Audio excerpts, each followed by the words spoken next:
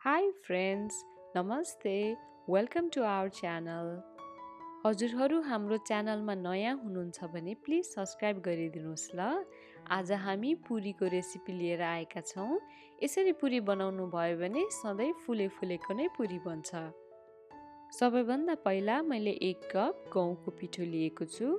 अब म यसमा 1 चम्चा सुजीको पिठो मिसाइदिन्छु।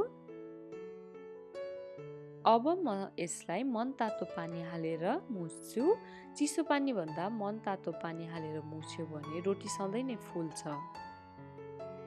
हामीले पुरीको पिठो मुछ्दाखेरि हामीलाई सफ्ट डो चाहिन्छ। त्यही भएर हजुरहरूलाई कति पानी लाग्छ त्यही अनुसार पानी राख्दै यसलाई मुछौँ। यसरी मुछेर पिठो तयार भइसकेको छ।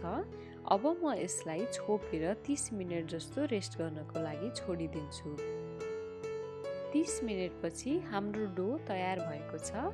अब म यसलाई हातले लाम्चो बनाउँदै जान्छु। हजुरहरूलाई कत्रो पुरी बेल्न मन छ त्यही अनुसारको यसलाई काट्दै जानुस्। मैले यत्रो सेपको लिएको छु र अब यसलाई पिठो लगाइदिउँ। यसको दुईटै साइडमा पिठो लागिसकेपछि बेल्न सजिलो हुन्छ र अब म यसलाई बेल्छु। बेल्दाखेरि हामीले यसलाई एकदमै धेरै पातलो बनाउनु पर्दैन। यतिको जस्तो मोटो भयो हुन्छ, हेर्नुहोस् त। त्यसपछि एउटा कराईमा मिडियम जस्तो हिट तातिसकेपछि अब म पुरीलाई राख्छु। पुरी राखिसकेपछि हामीले यसलाई माथिबाट अलिकति थिच्न एकदमै जरुरी हुन्छ। यस्तो गर्यो भने पुरी फुलेर आउँछ, नभए फुल्दैन। हेर्नुहोस् त मेरो पुरी कसरी फुलेर आएको छ। हामीले पुरीलाई प्रत्येक साइडमा 30 देखि 45 सेकेन्ड जस्तो पकाउनु पर्छ।